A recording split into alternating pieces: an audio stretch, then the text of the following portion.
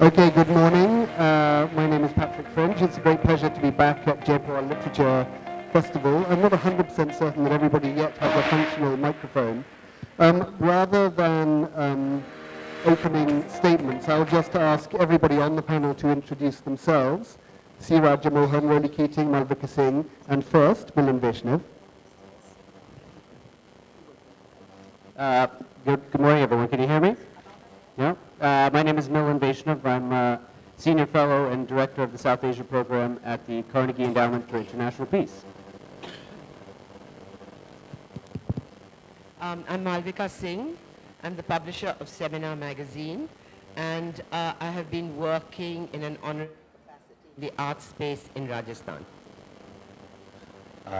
I'm Roly Keating. I'm Chief Executive of the British Library in the UK, and before that worked for quite a number of years at the BBC. Okay, I'm Raja Mohan, Director of Carnegie India, colleague of Milan Vaishnav, run the Delhi Center. I also write for the Indian Express newspaper. Great. Welcome, everybody.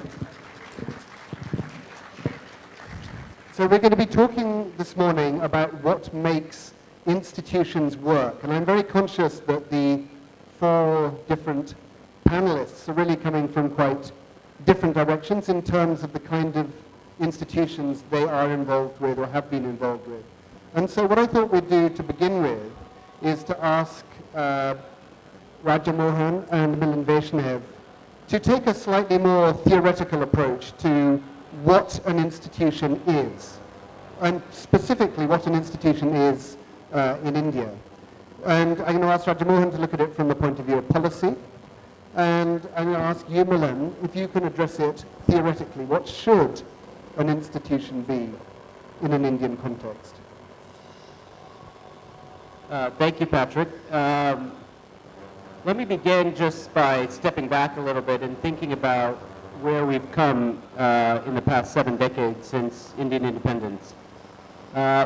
I think we've had 4 major transformations and 1 enormously missed opportunity. The 4 transformations, I think, are well known to everybody. Politically, we've moved from a one-party dominant system to a much more competitive multi-party space, perhaps with a reversion back to political concentration in the last few years. The second transformation has been a social one. We've seen what Christophe Jaffrelot calls the silent revolution, the emancipation, political awakening of historically disadvantaged groups, both in society as well as in representative politics. Economically, we've seen a shift from the days of autarky and the license Raj to a much more open market-friendly system in which private entrepreneurship has flourished. And then that's been in line with the final transformation, which has been about foreign policy, which I think Raja will get into. Obviously, the change over time from India's warm relationship with the Eastern Bloc and the Soviet Union towards a greater strategic partnership with the West. Now, I think everybody on this panel, everybody in the audience will have a different opinion as to whether these shifts have been good or bad, to what extent they've progressed, how quickly they've moved. But I think the change in each of these 4 domains is pretty undeniable. Now, the one missed opportunity, of course, relates to India's institutions, where we have not enjoyed a commensurate rejuvenation of our basic institutions of governance. And I think this is apparent pretty much everywhere we look, whether it's sanitation, whether it's dealing with the environment, whether it's realizing the aspirations that we have on foreign policy. Those basic institutions have not been up to snuff. These changes that we've seen, positive changes I would argue, have been despite of the state, in many instances rather because of it. So here I'm talking about institutions, which if you go back to Douglas North, are sort of these humanly devised constraints on basic human interaction and human behavior. And in India, I think the state has struggled to fill some of its core sovereign obligations, right? If we think about what is it that we'd really like a state to do, not just in India but everywhere, it's to do 3 or 4 basic things. To provide a sense of public safety, a monopoly on the use of violence, to administer justice and fairness, to deal with disputes as they arise in our society, to deal with the provision of basic public goods, things like health, education, infrastructure, so on, and to provide a regulatory environment that allows for people to sort of realize their full economic potential. Now, why is it that we're here today to discuss this? I think many of us feel that we're in a situation where things are going quite badly in the opposite direction. And I'll just give 3 observations and then we can get into them. I think the first is obviously this gap between all of these successful transformations, these aspirations, and the state has grown. That delta has grown and it's apparent all around us. It's not that we've become more corrupt, more inefficient, it's just that that space between where we'd like to go and where we are has expanded. The second is, obviously we've seen a certain amount of administrative decay over time, right? The simple care and feeding, the TLC that we needed to apply to the state in terms of personnel, in terms of procedures, in terms of talent, in terms of recruitment, in terms of accountability. Politicians across the political spectrum have given those issues short shrift. When we're in power, we want to govern, but we want the next guy to worry about governance reform. The final observation I would make is I think there's a sense that things have moved quite rapidly just in the past 1 year. So if you were to go out and talk to an average Indian about the 3 or 4 institutions that they take greatest pride in, these things that we point to that say, these things really work, what would we likely come up with if we were to take a poll? Might come up with the Army, we would come up with the RBI, the Reserve Bank of India, we'd come up with the Election Commission, we'd come up with the Supreme Court. Now, I can't speak as well for the Army, I would leave that to Raja, but if you think of these final 3 apex institutions, each one of these in the past 12 months have experienced a serious crisis of credibility. With demonetization, with the latest imbroglio in the Supreme Court, and a number of allegations over the past year about the functioning of the Election Commission. So I think we're at a very interesting point to dig into some of these things, but I think this is something that has become sort of an important issue, but not urgent, into a very, very urgent and important issue. So Raja, just before you take on those points, do you accept this idea that there's been a different kind of institutional capture to the sort of thing that was happening regularly in, let's say, the 1960s or 1970s in India? Patrick, I want to focus on 3 core institutions that any society requires. I think one, now and for the foreseeable future, the world is going to be organized in territorial communities, which you call them nations or whatever you want to call them. The communities are going to be territorially organized. Therefore, how does one community engage with another community politically, economically? That is regulated by your diplomatic service, those who negotiate the nature of one community's relationship with another community. The second institution that we have is, how do you secure your society internally? How do you police it effectively? Right? That is, police, one of the most neglected institutions in this country, constantly called upon, but really neglected thoroughly, that the police internally, how do you organize your structure of your internal security? And the third is the external security, that how do your armed forces govern, deal with security, military threats from outside. That is, securing your frontiers, securing your society, and engaging the rest of the world on the basis of equality. So if those are the 3 core institutions, we have at least 2 common problems for all of them. One, most of them are today undermanned, that there are not enough officers in your diplomatic corps. and not enough has been done to recruit or expand your foreign service. Shashi Tharoor and a lot of others have talked about it, that Indian foreign service is as small as that of New Zealand or Singapore, that we don't have enough hands, we don't have enough boots on the ground in parts like Africa, Middle East, to actually be able to deal with India's expanding needs externally.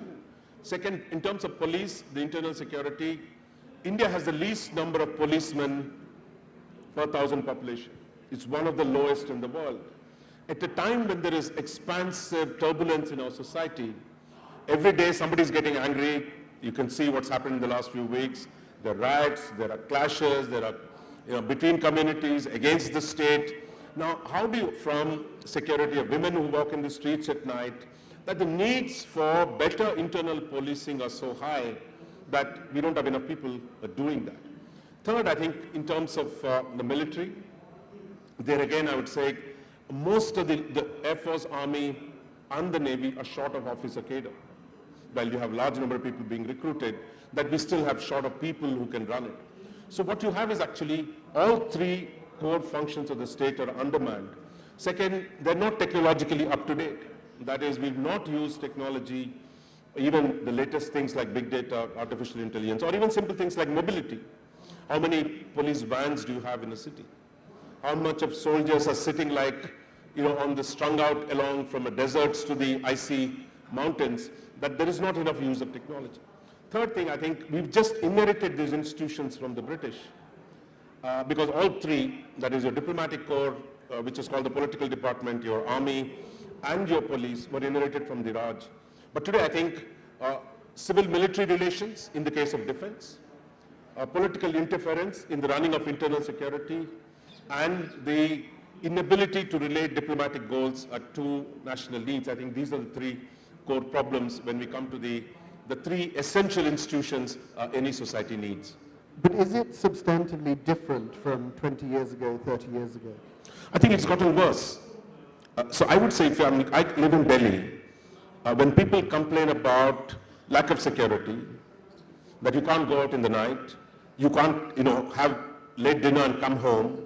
I mean, this has been one of the central problems of Delhi.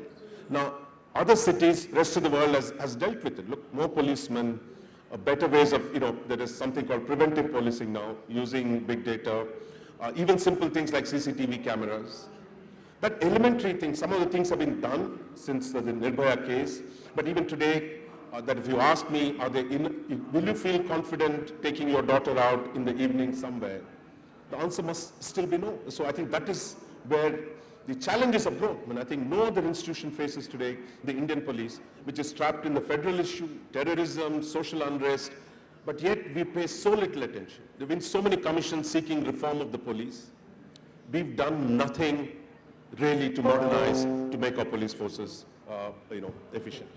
Thank you. So, Malvika Singh, you've been involved in the creation of institutions, particularly within the cultural sphere, most recently here in the state of Rajasthan. But just briefly, I'd ask you to go back, given the fact that both your parents were involved in, let's say, the broad political world during the time when you were growing up, out of which came Seminar magazine and so on. Do you think there's a big change between now and a couple of decades ago in terms of how institutions function in India? Patrick, I think that there is a turmoil happening and we are coming out of it. I can only talk about what I've done. I can't go back to my parents' time. I'm terribly sorry. I want to be very positive about something that is happening in this state. It's just one example. Sorry. So tell us what you're building. I'm not building anything. I'm just attempting to influence the bureaucracy and the people to try a different tack. For instance, till 4 years ago, the bureaucracy and the government in Rajasthan funded all cultural and art projects. We took a decision to try and see how we could give the ownership back of the cultural and art space to the people and get money generated from the people, from CSR funds, from other sponsorships and so on. And I think it's worked. We are now beginning to treat government as the landlord, let's say, of heritage properties. Trying to reuse those heritage properties and give them a lease of life and hand it back to the city. And do you want to touch on, for example, the way that railway stations in parts of Rajasthan look very different now? We started with the railway station. Surface painting has been a very important architectural element in all the palaces and forts of Rajasthan. We decided to get local painters to surface paint railway stations. So we surface painted 10 railway stations across Rajasthan. What was the side effect of that? A, we didn't wait for a tender and then, huge amounts of money spent on some very simple project. We got the collectors to actually use their funds, locate local painters, and get them to express their art on the walls of the stations that belong to their town. Bikaner, for example, sent the painter off to see the palace, which is got murals of clouds, and he's painted the entire railway station with that cloud motif. What happens is people start keeping the station clean because pride is generated. The stations are absolutely spotless, the 10 stations we've done. You walk onto the track, there's no junk in the tracks. So that has an immediate effect because people are reacting to their space. We then took, I'll give you one or two examples. Tell me to shut up when I've spoken too much. And tell us along the way, what were the obstacles that you jumped over in order to succeed? So the obstacle was government and the bureaucrats. And you had to work with them because they're the landlord. So you take Nahargarh Fort. It belongs to the state government, the archaeological department. So you create a dialogue with the bureaucrat saying, look, this is your project. We are just here to enable you with the ideas, and you in turn have to enable the creative people who come from wherever to make their dream, to use the cliche, come alive. So Nahargarh Fort, there was a beautiful old palace which was restored, and a curator from Delhi, Peter Nagy, once said to me in a conversation, I'd love to create an international sculpture gallery in a fort in Rajasthan. And to cut a long story short, 9 months later, they inaugurated it, and all of you should go to Nahargarh if you haven't been and have a look at it. It was 9 months working with government, which is a feat in any country, wouldn't you say, in Britain as well. And there's such a lot of pride now in the archaeological department of Rajasthan that they yesterday lit one entire street, and by the 15th of August, the old city will be floodlit, done by the department. It's had a trigger impact effect. We had 6,500 people on the 1st of January buy tickets to come to Nahargarh. It's 8 kilometers up. Transport is very tough to get there, but there they all are. They were all local people. So I think that is the test. Thank you very much.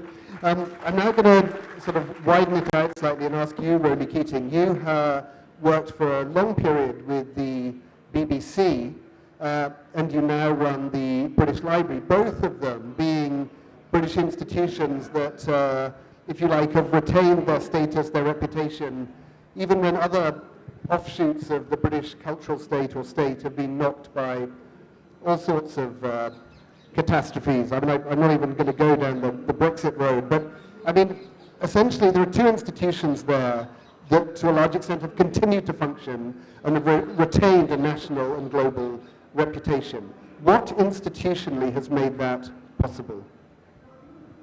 Thank you.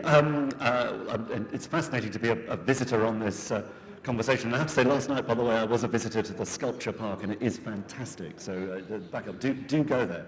And a great sign, by the way, I think, of how creativity and culture can often be the difference that does help to transform institutions. So briefly, yes, the two parallel different UK institutions I've worked for, I mean, just a few reflections on good, weak and strong points, I guess, about my experience. You talked, Milan, about institutions being around basic public goods, and I guess media and culture in the UK are both seen as, in some sense, basic public goods, as well as thriving commercial sectors and industries as well. And often the test of an institution is how it cohabits on the one side with government and on the other side with commerce. We, of course, use the phrase arm's length body. I'm very conscious, as head of the British Library, that a degree of independence from government is built into the role, and that's made very clear. But 75% of our money comes from the taxpayer. So in exactly the same breath, it is also made clear to me that I am accountable, in fact, to Parliament. And if I mess up the finances of the British Library, I can get summoned to MPs and answerable to. But on a day-to-day basis, there's a good deal of respect for the limits of what you might call political interference, because there's something about the sanctity of knowledge and free access to knowledge that we stand for. May I just intervene for 1 minute? In all the cultural projects we've done, making them autonomous institutions, there has been zero interference from any political end. The artist has not, I don't think anyone ventured into that sculpture gallery till its opening. 9 months, nobody looked at it. Okay. I'm just, yeah. And, oh, well, I was going to actually come off what Mala had just said and ask you all really, to comment on the fact that people often say that India's most successful institutions seem to depend on or have depended on individuals to a point where when the individual moves on, often the institution doesn't continue the way that it should. I mean, Raja Mohan, you've had very wide experience internationally of what works and what doesn't work. In the Indian context, do you think there's been a tendency to rely too much on the individual over the structure? No, I think it's a fine balance that leadership is one of the central features of successful institutions. That is, you need good leaders to run these public institutions, and without that, how they run, how they perform are going to be seriously jaded. But the trick is this: how do you ensure a succession of good leaders? So there the structure comes in. What are the principles of recruitment? What are the principles of organizing succession? There, I think, where we faced a problem in general is where one is the nature of the bureaucracy, which is only interested in process.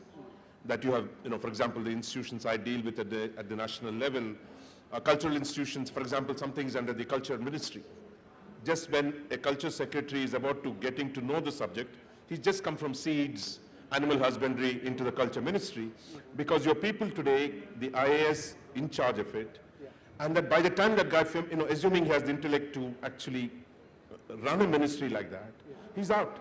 So I think there is a problem that we become too reliant on the IAS bureaucracy, which is really one exam, in life, and that they're supposed to do everything. But surely, I mean, that dates back to the days of the founding of the IAS and the Indian Civil Service before it. Isn't that an old problem? See, the demands of the colonial governance were very few.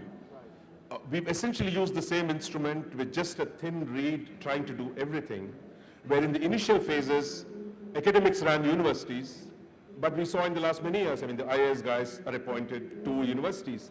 A retired IAS guy never retires. You put them on regulatory bodies today, as if the entire wisdom of the country is resting in these guys who passed one exam in their life. I think it's a serious structural limitation. Okay, you appear to have the audience with you, but I think, Mala, you want to come back. I just want to say, I agree with everything that Raj has said, and that was the challenge in Rajasthan for me. How do we create a vehicle, a legal entity in the cultural space that is not dependent on the bureaucrat in the Ministry of Culture or the Department of Culture? And I think it's quite simple at one level. You need to rewrite the rules we inherited from Roly. And we haven't done that for 70 years. So here we are attempting in Rajasthan to rewrite it.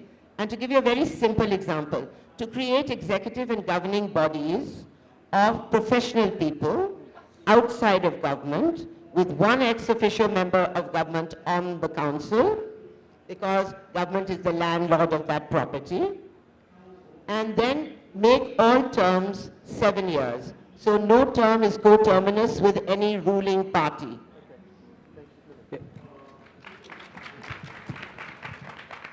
I think there's two separate issues that are going on here. I think it's worth kind of conceptually thinking about them.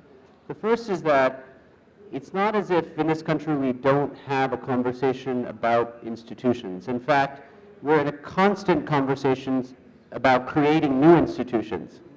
We are never in a conversation about fixing the old institutions or shutting down the bad ones. So if there's something that's troubling the judiciary, let's find a way to create a new tribunal that will deal with this issue.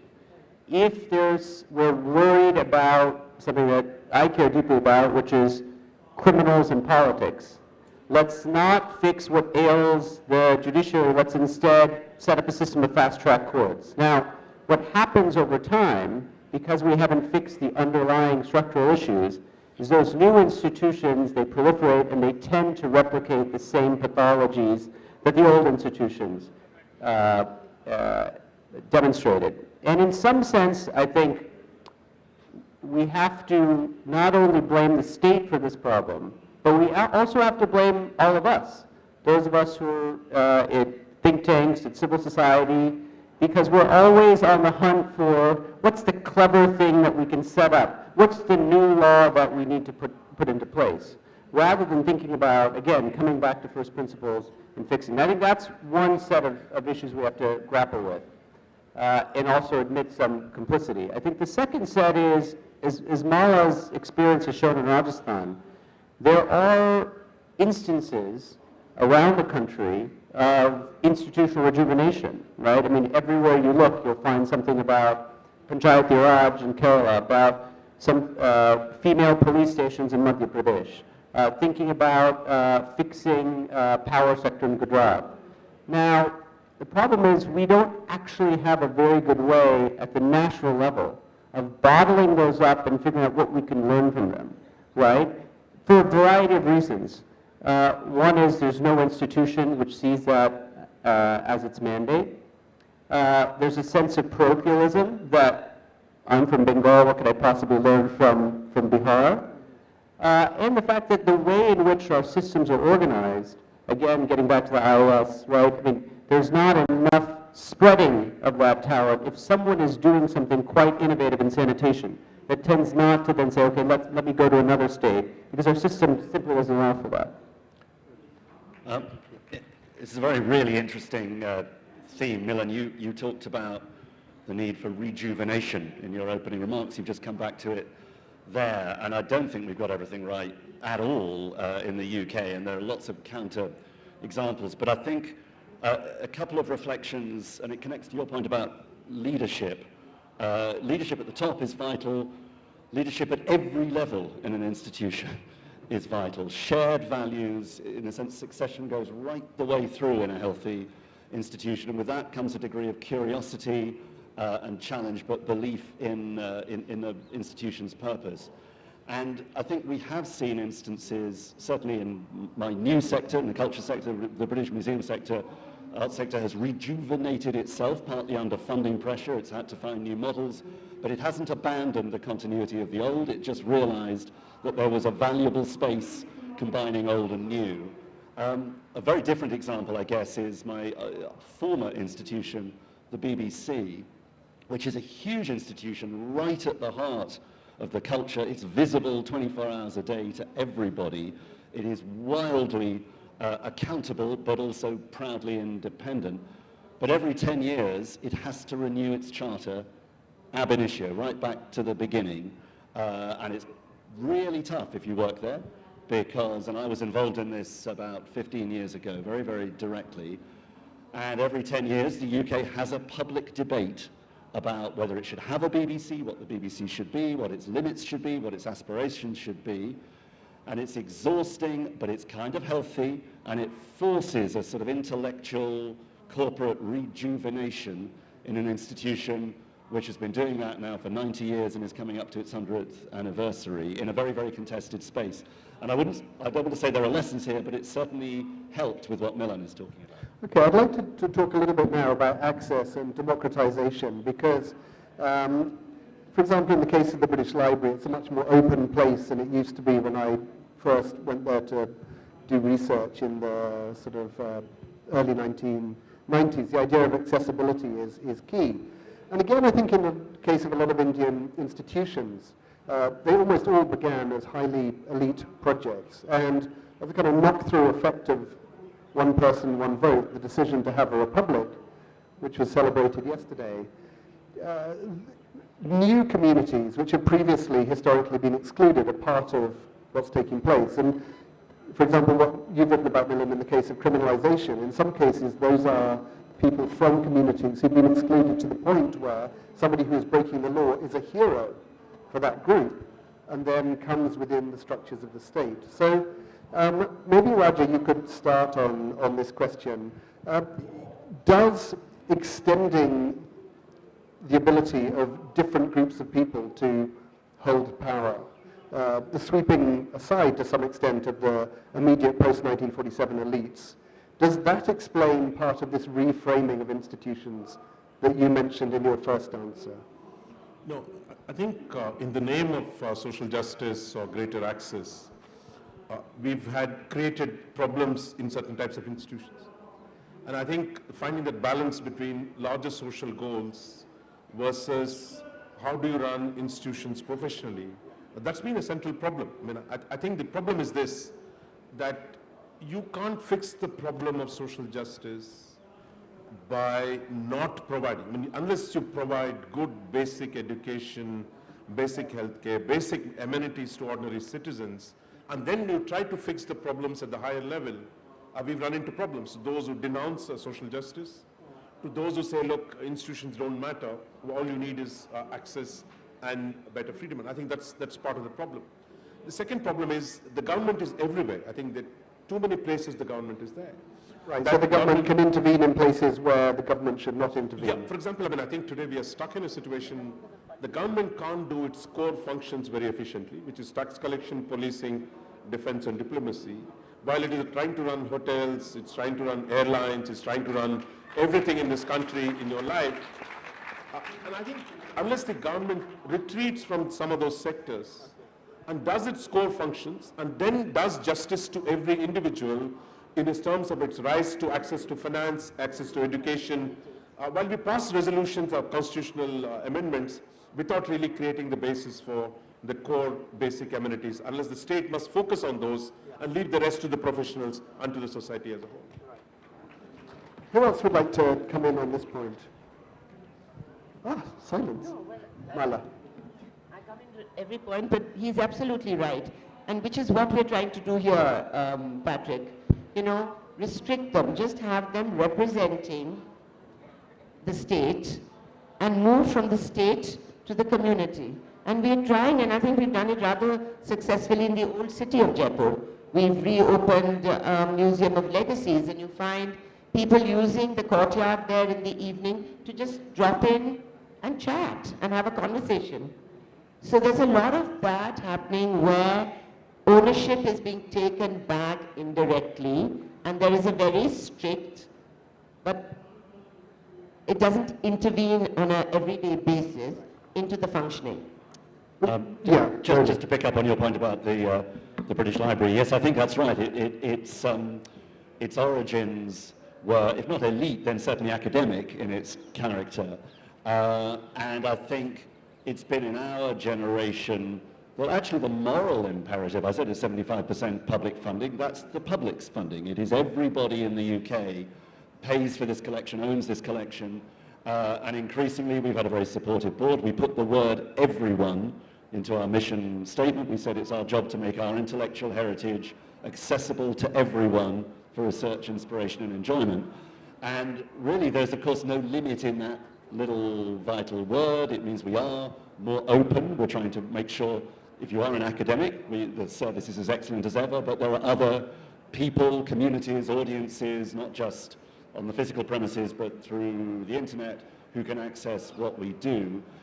And this is, I think it's a good thing. I think it is also good to this point about the health and longevity and rejuvenation of institutions, because it means there are more eyes on us, there are more people paying attention to what the institution is, challenging us, and in a sense, improving us as we go, rather than a very inward-looking organization, avoiding scrutiny, and that's when you get some of the troubles.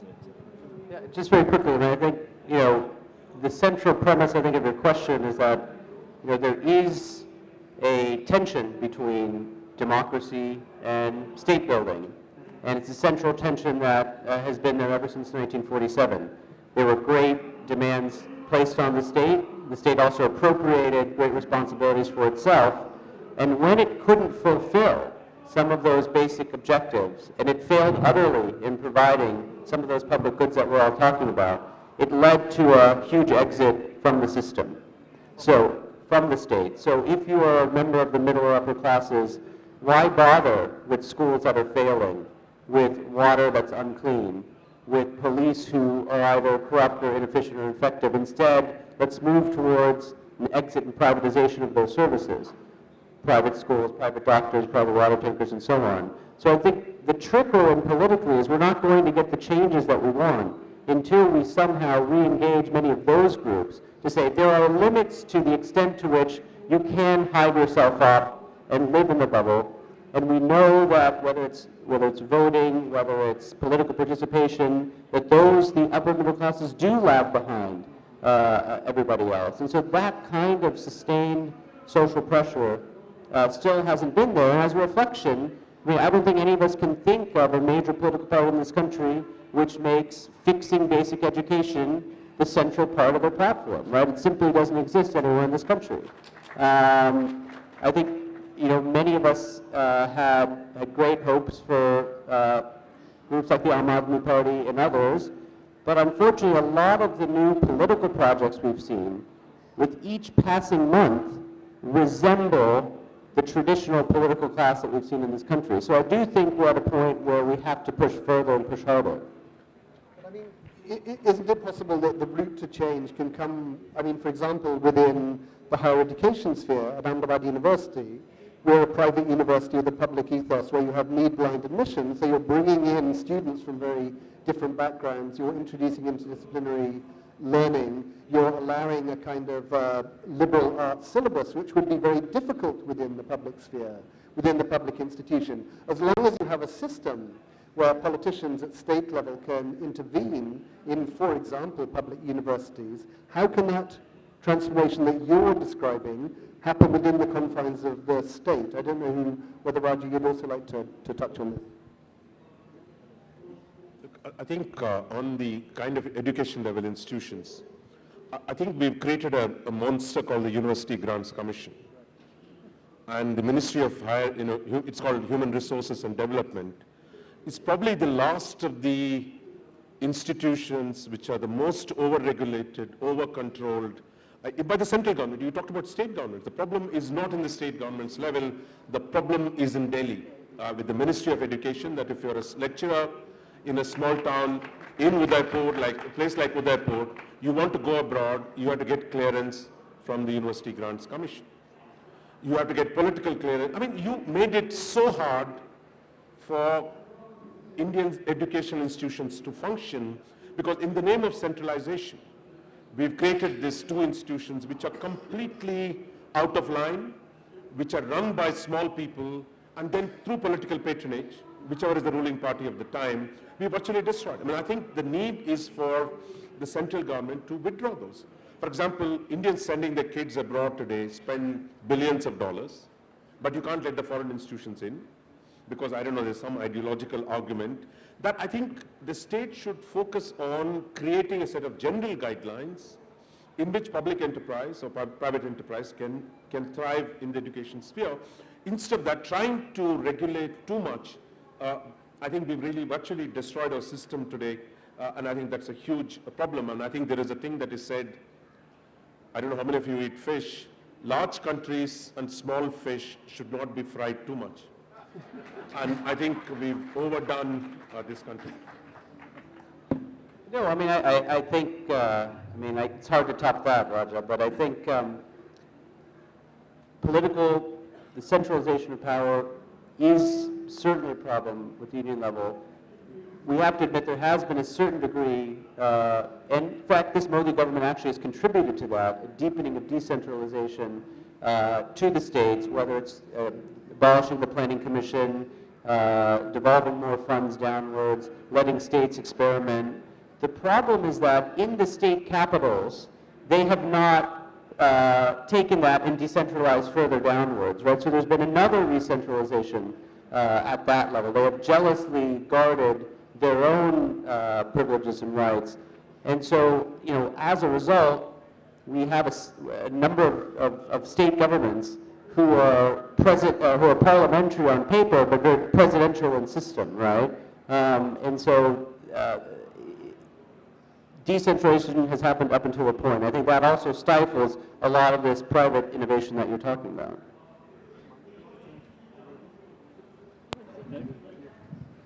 Okay, so just before opening up the discussion to the audience, in brief, I'd like to ask everybody on the panel to say what makes institutions work. I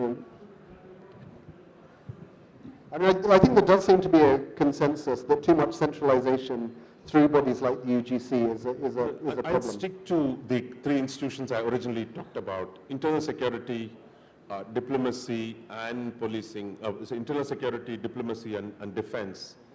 These are not about, you know, government not interfering. This is actually the job of the government to provide security, to defend your borders, and to deal with other societies. I think the problem in these three institutions has been lack of modernization, lack of the use of technology, and that unless you improve these, and this is the job of the government, do these well, avoid running other things, but these are core responsibilities of a state. And I think here we've really let ourselves down, though we inherited institutions from the past. And I think I'll go back to the police question: poorly paid, understaffed, overworked, and driven by the VIP culture of this country. And I think if we don't change the way the Indian police works, we are going to be increasingly insecure in this country. Thank you. Oh, it's a really good question. I'm going to improvise on the spot. I think first, a clear, agreed, and commonly understood definition of an institution's relationship to government. It can be close, it can be distant, arm's length, independent, but just clarity on that so there can be no abuse of it. Very plain English in terms of statement of purpose or purposes, so that everyone inside and outside simply can answer the simple question: what is this institution for? Common shared values of behavior that go with that, and understanding about accountability, and then some formula for regular, not constant, but regular questions of renewal, improvement, challenge, reform, so that if you're running an institution, you understand, just like a business, you're constantly listening and alert and adapting to a changing world. I think we should break through all this and create some new entity.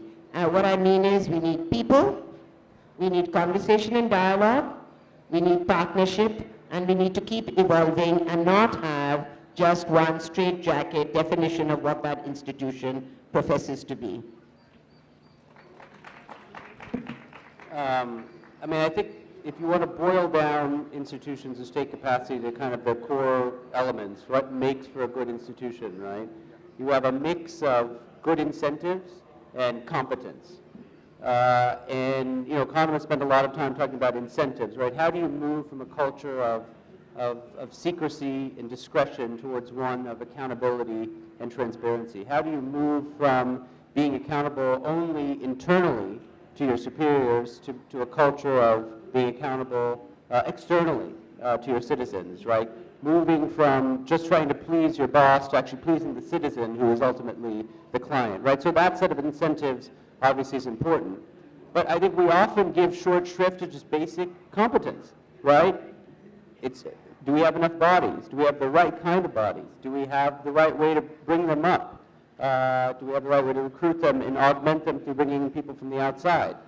And unfortunately, because of this competence, I mean, both are issues, but I think the way we typically choose to solve the competence issue is to find somebody at the top who is going to provide strong leadership. And that is a ephemeral, short-term solution, because at some point, that person, whether it's Nitish Kumar, Narendra Modi, Rahul Gandhi, whoever it is that we're posing our trust in, is going to leave, and there is nothing below that to keep the thing running. So I think, you know, this sort of charismatic leadership, hero worship, is our own worst enemy. Okay, so let's have some questions from the audience. We've got someone here, someone here, someone here. If you'd like to quickly take the microphones to here, if you'd like to stand up and keep your questions brief so that the maximum number of people can participate. Thank you.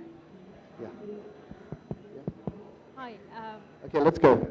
Hi, my name's Tanvi Ratna. I'm a policy analyst, and I work quite closely with a lot of government institutions in India. And I think a lot of the issues that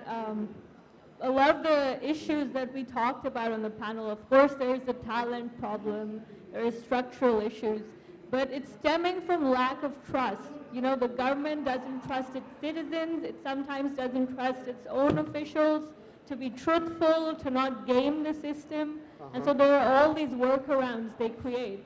So, and this is not an issue that we talk about. So What is your question? Is it that there's not enough trust within the system from the people who are running it?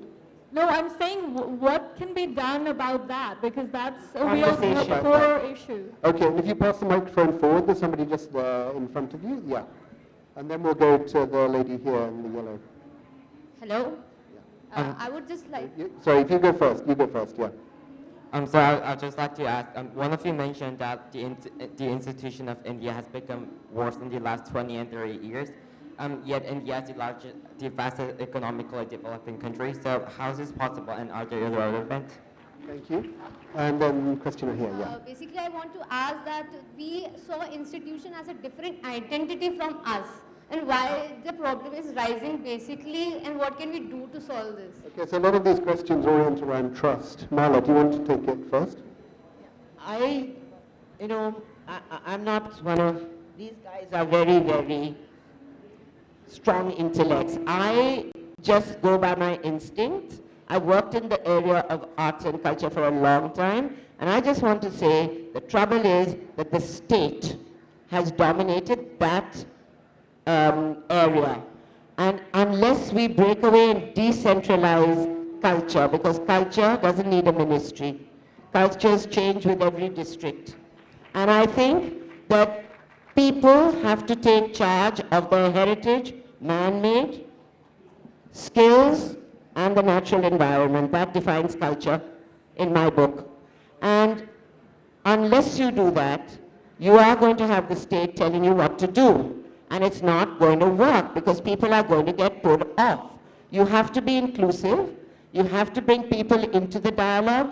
You have to have conversation. And you have to allow yourself to grow. Government stalls that because it is absolutely, it's very diffident about changes that happen around it. Comfort zones are being broken. So all of them talk about the larger institutions of governance, and I really don't have anything to say about that in this panel. Well, I mean, you can see here at this festival the spontaneous expressions of culture by numerous different people from different bits of India and around the world. Let's have some more comments and then some more come back from the panelists.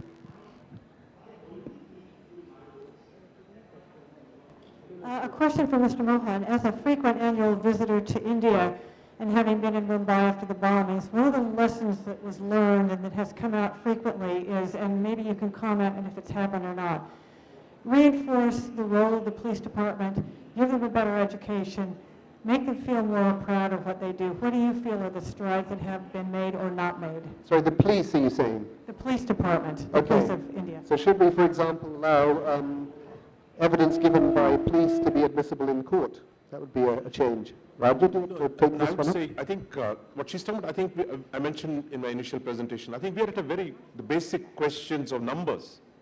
We just don't have enough police in this so it's country, capacity. period. I mean, so it's essential capacity. Second is the level of education, a level of equipment. They're not equipped. I mean, that is, straight away, three sets of issues.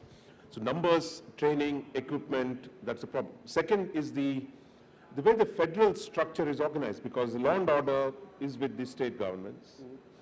The federal government is in charge of the overall national security in terms of the internal thing. So that has created a huge set of problems of dealing with the new challenges of terrorism and the new set of issues that have come up. But I would stick to, at this point, stick to the basics. Why is India the least number of policemen per citizen in this country? I mean, I think if we don't do that, when we are really building, the cities are getting bigger and bigger, our capacity to police the cities is going down, and our ability to anticipate and deal with the threats has gone down. While today technology and the kind of things that IT stuff allows you to do, we're not doing that. And are you talking about, for example, the way that this works in China? No, it's not just a question of China. I mean, I think, look, the Chinese state is interested in surveillance.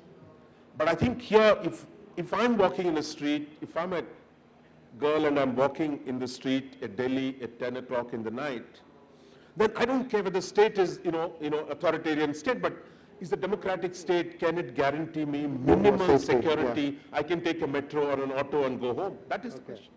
So we've got a lot of people in this sunlit area to the left of the stage. Let's take the microphones there and please make your contributions. My question is to Mr. Mohan. You said that the three institutions have substantially gotten worse as compared to 20, 30 years back. So would you say the same about media? What is the current position of media? Has it gotten worse? I think it has gotten very worse, but what's your... Okay, and another question there, yeah. When we talk about institutions and their accountability to the people, do you not think that making the institution more transparent will be a solution to start with? Because even in the past, initiatives like RTI have helped uncover scams. Let's take just one more from here, yeah.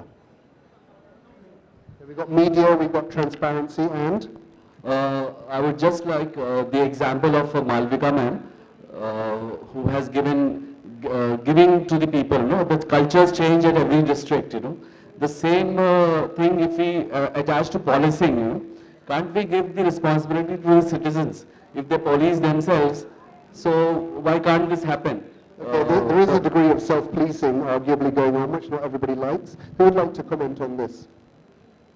Roly, you're in the hot seat. Briefly, no, I'm not sure. I mean, I'll touch on the question of media, certainly, because I think that hasn't been much talked about. And in a free democracy, media, by and large, you maybe think shouldn't be necessarily institutionalized. You want lots of diverse, free comment and media. But certainly in the UK, the BBC does still sit in terms of broadcast media and plays a very, very central role and is bounded very clearly as an institution. It connects to the question of trust that was raised earlier. The one utter institutional obsession at the BBC is around trust, because if we fundamentally lost that, the whole other edifice collapses.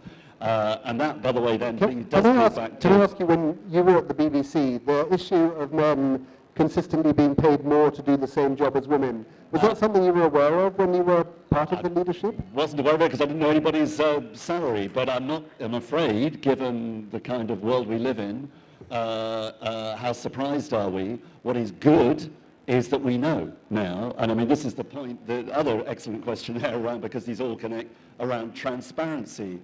Working in one of these organizations, transparency is not always comfortable. It means that private data is revealed, but it's good because it's public money and it does expose those kinds of differences. But I would just say it's hard fought, it's contested, it leads to debate. But on the question of how's, as it were, media doing, we've seen an explosion, particularly of social media, which we all use in different ways. Certainly the latest evidence in the UK is there now is a reversion, a growth again of trust in broadcast media and BBC, because people have realized how much manipulation there can be in other forms of media. So having some bedrock is valuable. Okay, Raja. Yeah, I think on the media, and I think, look, media as an institution has a special role and a special problem. One, it has to keep some distance from the government, even those which are funded by the government. At the same time, it is also must be a champion of the public good in the sense, how do you stay away from capital, right? I mean, that finally private media are owned by some Lala or the other, that therefore you have actually navigating between the capital and the state. That to be able to do that, I mean, I think you need an extraordinary sense of standards, self-regulation. I have no hesitation in saying that, look, we've fallen well below the expectations of the people, and that's one reason why media, either it is seen as beholden to the government of the day, or in the hands of the private sector, the chaps who run for the TRPs. So I think there is a huge problem, and self-regulation has not been possible. But self-regulation is not the solution for police. I mean, that is a clear state function, that the state must take the responsibility for defense and for internal security. How it gets done, that needs public oversight, but that is different from self-policing. Okay, so I think we've got time just for one more round of questions. I think there are so many people on this side. Yeah, let's have some of these voices here, please. Yeah. Okay, let's be quick. Hi, I would just, in the light of the Me Too hashtag, I would like the panel to reflect on the question of organization working for whom, and how does leadership and internal organization culture come into that picture? Okay, thank you. And one more question. Yeah, this is for Dr. Vaishnav. We're talking about the stress on delivery and the role of leadership. Now the problem is that for whatever reason, whether to deliver goods or whatever, the strong leadership in any institution is what drives that institution, and unfortunately over a period of time what happens, the very idea of an institution, a stable and recurring pattern of behavior gets subverted. So how is this dilemma resolved? What could be a viable mechanism to resolve this dilemma? And probably, Malvika, you could also answer that, because a lot of your initiatives, no matter how much you criticize the state, came in because of the intervention at the highest level. So how do you resolve this dilemma of individual brilliance versus sustainability of institution? Okay, thank you for both of those questions. I mean, I think in the case of the Me Too issue, it's really up to every institution individually to make it clear what they will and what they won't tolerate in terms of their public culture, particularly on questions of sexual harassment. So I think, for example, in educational institutions like Undergrad University, we're very clear about where those boundaries are of what people can and can't do, and how they should treat everybody with a degree of respect, which means that people can openly talk about anything that challenges that. I think we've got time for each person to take in those questions, starting with Milan Vaishnav. And just to make a closing comment, so I'll just pass the mic first to you, Milan. I mean, I don't think there's any silver bullet to your question. I mean, I think when it comes to one of the fundamental weaknesses, I think, of the system is it comes down to politics. Now, politics are organized, right? I mean, we talk a lot about democracy in India around election time. We often forget about democracy in between elections. And political parties are a perfect example of this, right? There is no political party that I know of in this country that has a number two, right? I mean, we're always focusing on number one. But once you develop, I'm a child, maybe 1.5. But then you start to allow for a contestation over ideas as a way to get to the top, as opposed to just loyalty to the figure at the beginning, right? And so you have to break down that particular set of power verticals before you are able to get any traction on them. I just want to say that having worked the last 4 years, actually physically worked with the institutions in Rajasthan, museums and other cultural institutions, you have to be empowered from the top, number one. Once you are, then you find the bureaucracy gets empowered also. Then you have to have a conversation with the people from outside of the bureaucracy, who are the people who actually deliver the goods and services. And then you have to create, I think from my experience, there is no other way that I know. You have to rewrite and create an autonomous entity that survives all governments, all political dispensations, because it actually is raising resource from outside of the state. The state keeps pumping money in, the state will take ownership, there are no two ways about it. Thank you. So in the area of art and culture, which changes with every district, you have to create a vehicle.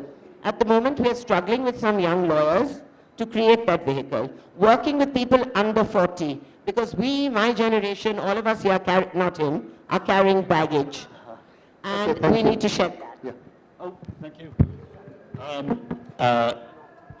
How on earth do you closing remarks in such a rich conversation? The Me Too question was raised. You touched on it. We haven't talked a lot about gender and power in institutions, but actually it's something that does affect the character of institutions. In the UK, we're just midway through this fascinating year where not just every institution, every company has to publish its gender pay gap, the average difference, and it's having remarkable and fascinating effects because it's making everyone who runs an institution think about those questions very, very publicly. Question about state versus individually brilliant people, impossible to summarize except that a successful institution, almost by definition, is the exact blend of the state and the best of brilliant individuals. Yeah, I would go back to the institutions that the government has to run, that is the police, diplomacy and internal security. All these need reform and modernization. Say if there is one rule that we have, reform, reform, reform. And in the rest of the societies where there's too much government and too much incompetence, there I think the essential reform must be retreat of the state and the creation of a general guidelines where actually the civil society can actually take over. That's great. Retreat of the state, civil society, strong institutions. It's great to see so many of you turning out to listen today. A big hello to the people up on the battlements above us there. Thank you very much to C.Raja Mohan, Roly Keating, Malvika Singh, and Milan Vaishnav. Thank you very much.